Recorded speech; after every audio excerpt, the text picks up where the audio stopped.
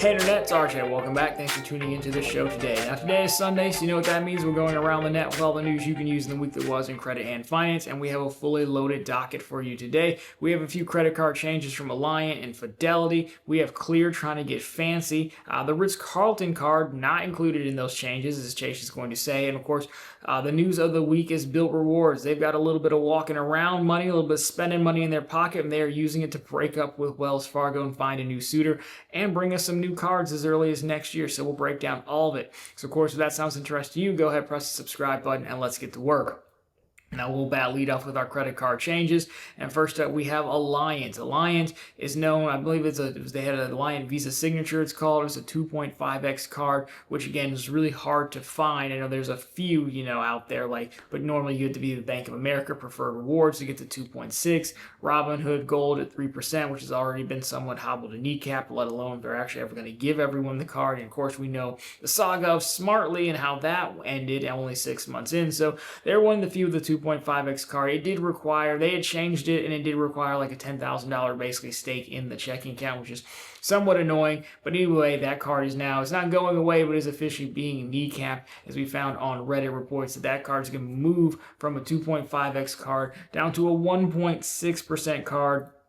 That is going to start September 1st, which is pretty bad. I think it's funny. It's somewhat funny because you can clearly say they probably sat around the table like, well, we can do it at 1.5 like everyone else. Like, no, let's just go to 1.6 because then we're a little bit better than everyone except for Fifth Third, which is 1.67 because, of course, 5 divided by 3, which is not a terrible Easter egg, just the math sucks after you get over how, it being kind of funny. So there you go. Don't know if many people were using it given the $10,000 stake basically you had in place, but that is no more, or will be no more very soon. Another card that's definitely one of those more niche, if you know type deals, is the Citi Shop Your Way card. I actually have like a channel member or a friend in the internet who just loves this card, swears by it, is always trying to get me to get one. It was just never high enough up on the prioritization list. Well, Citi's they've stopped taking applications for it, and the reason people liked this card was because there's a lot of different reward stacking and different little perks that they would put out, so you could earn quite a few points. So they had pulled this a while ago, but you were still able to get around it because it was just pulled off the retail store page. But now it looks like as far as early as June 10th, the application link on the actual Shop Your Way homepage has been removed as well. Who's to say if they're just working on it or kind of sunsetting it for new customers? Again, it was one of those cards like in the community a lot of folks like because you can earn a lot of stuff a lot of cash back points with it, at least if you pay attention to the offers they put on there, the targeted spending categories and things like that. So we'll keep an eye on it if it comes back. Now Fidelity, the classic Fidelity 2% card, the card that I always forget to include in the March Madness tournament, and someone always gets mad like it was ever really going to win, right? But I understand. Well, they're trying to make a case to win, or at least make it into the tournament next year, because they finally updated their redemption policies. I'll put it on screen for you. But they're sending out this notice. So what's changing? By the end of August of this year, there will no longer be a 2,500 point or $25 redemption minimum for Fidelity cashback rewards or redemptions for a statement credit, which is fantastic because I believe this card falls under the Alliant credit card, which came from U.S. Bank, and is U.S. Bank for the longest time. On most of their cards, it has to be 2,500 or $25 minimums, which really makes it hard to redeem points, especially for folks who have many cards. There were ways around to shop with points through Amazon and PayPal and things like that. They have since relaxed. I think on my Smartly card, if I'm redeeming to a U.S. Bank checking account, I can just do all of them. So this is a nice change, especially with a card like this, where the idea is you're supposed to have it and just dump those points straight into your Fidelity brokerage account. There's really no reason I would want to hold back any amount of points at the end of a statement cycle, because it's not you can use them as statement credit, but it's the selling point is to get them into your brokerage account. So I don't know why they would do that, but this is an improvement, so maybe I will include them. Now, someone also who was trying to get in the news, now get out of the news, is Chase and the Ritz Carlton cards. So we missed this rumor. It kind of came out in between video cycles, depends on when the rumor comes out. And truthfully, I didn't really think it was actually going to I didn't really think it made much sense. But the rumor was that the Ritz Carlton card, which you could not get, it's a Chase Marriott card, which you could not get, as you know, from applying directly anymore. You'd have to get a Chase Marriott card, wait like a year, and then product change up to the Ritz Carlton card. You could do that still. It was a rumor that that card was going to get an overhaul. Specifically, the annual fee was going to jump from $450 to $695. $200, obviously renowned resort reservation credit.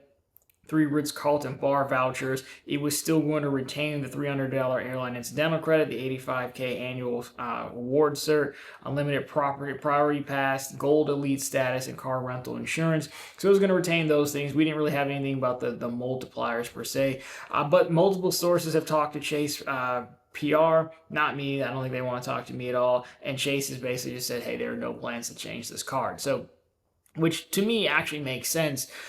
Because it's not really a card in the lineup. So I guess, I could see them sort of doing it, but it seems weird to kind of put that much resources behind something, go out, find new partnerships, rework a product that you're not taking new applications on. I'm sure those cards are still out there. I know they're popular. And it's actually, given how high up the other Marriott cards cost, you're still getting, that $85K reward night for $450.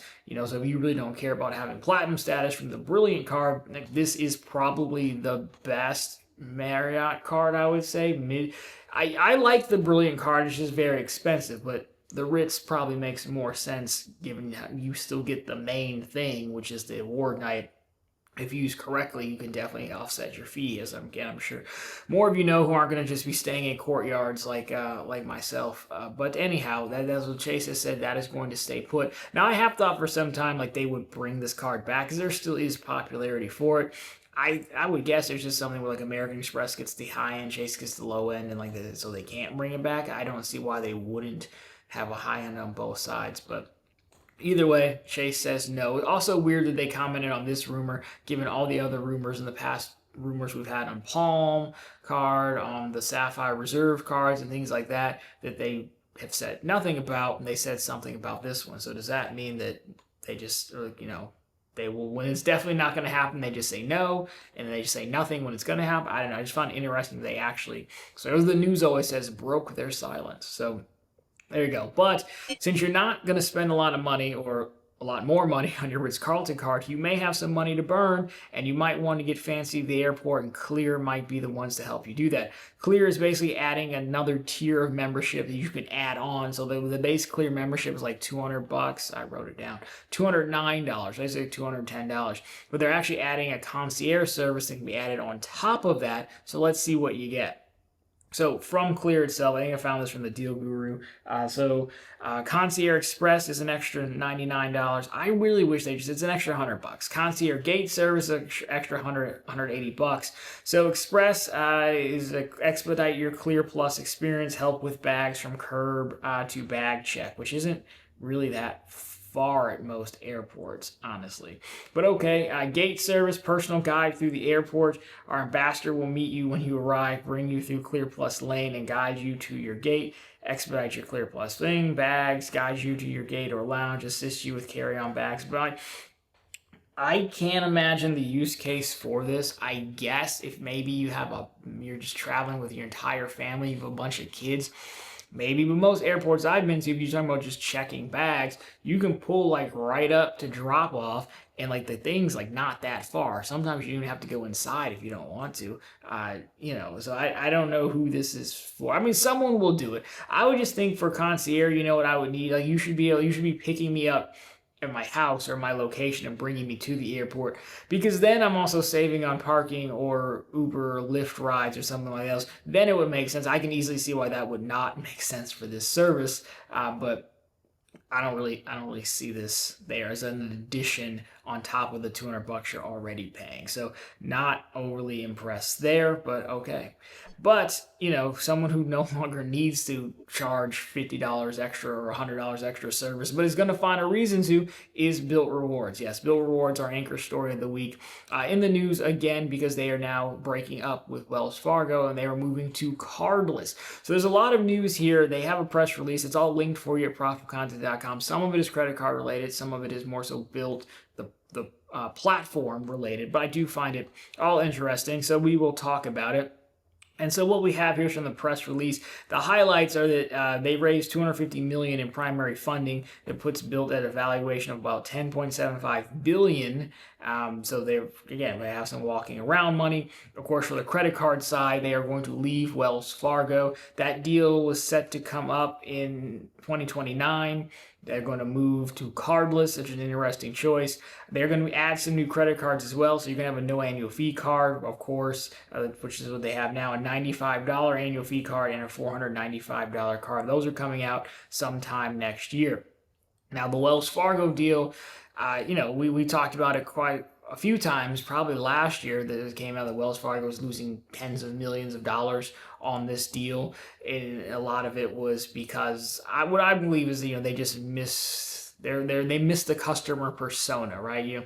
A card like this had always been marketed to people like us, which is interesting because normally they want the masses, but I do think it went more mainstream or more niche stream to us, and then of course you will think you're going to make money back on people carrying their rent on their card, but rent's one of those payments that you're used to having your mortgage or rent in full every month. So, people weren't really carrying a balance.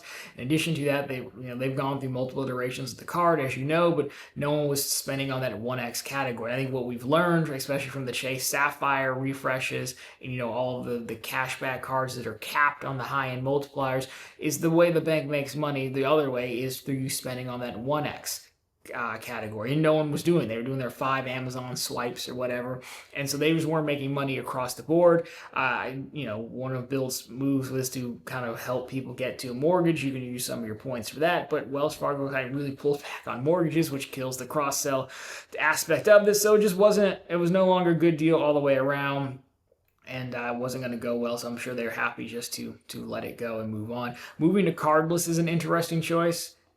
Because on one hand, I'm like, well, if it didn't work for Wells Fargo, why would it work for cardless? Cardless has almost nothing to cross-sell you. Now, maybe it's just the reworked cards and the annual fees will work in their advantage. But then why not just stay and do that with Wells Fargo, unless Wells Fargo just already had enough and they weren't really going to do the cross-selling thing at all either. So that's a little bit there. I would not have guessed it would have been cardless. So overall, that's what's happening with them. Now, the interesting part of this, again, it's all interesting. So again, we talked about, BILT said, hey, look, because of your feedback and everything, we're going to, come out with some new premium cards. That makes sense.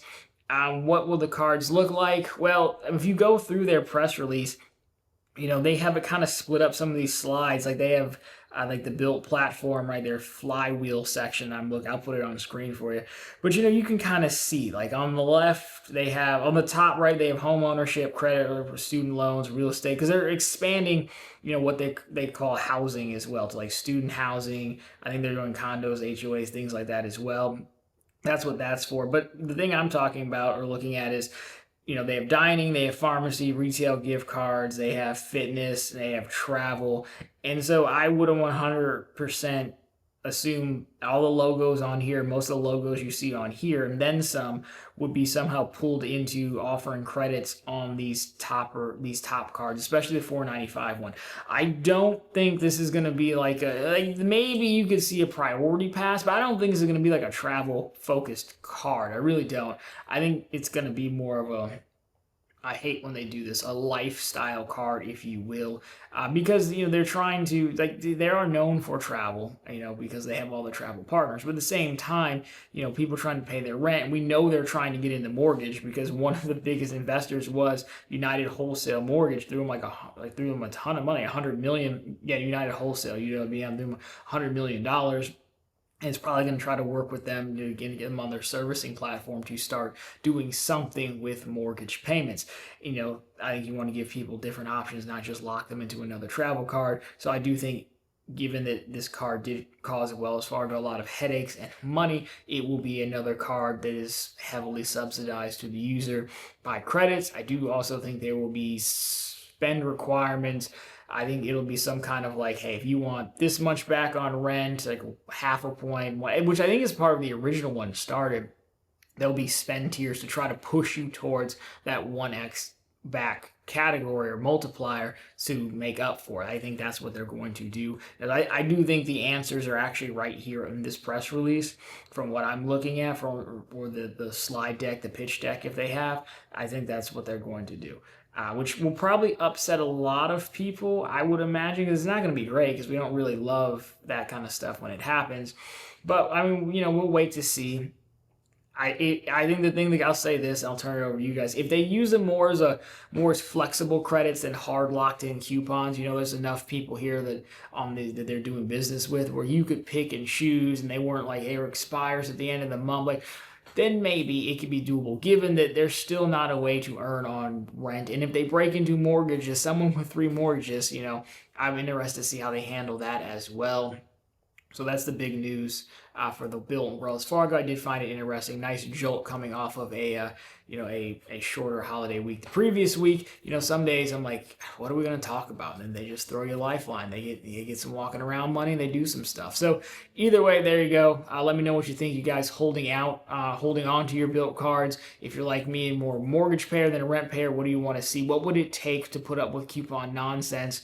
Or what do you think? I could be totally wrong as well. Again, I'm just going off of the material they have. So anyhow, let me know all of it down below. But of course, if you'd like this one, drop me a thumbs up down below. If you found it particularly interesting, consider subscribing to the channel as we're posting content just like this every single week. Of course, right back here every Sunday with all the news you can use in the week that was in credit and finance. And of course, every single day over on profitablecontent.com, which is the channel's blog. It's always linked down below for you, and on the channel homepage we post news stories just like this. Plenty more bank promotions if that's your thing. Wells Fargo sells a $400 checking account if you want to get in on that. And of course, we do have the BILT card as well, but maybe just wait and see what it has. I mean, historically, they really haven't had an intro offer. But anyways, we have it if you're interested. Anyways, guys, that'll do it for this one. As always, thanks so much for watching. I'll talk to you very soon in the next one.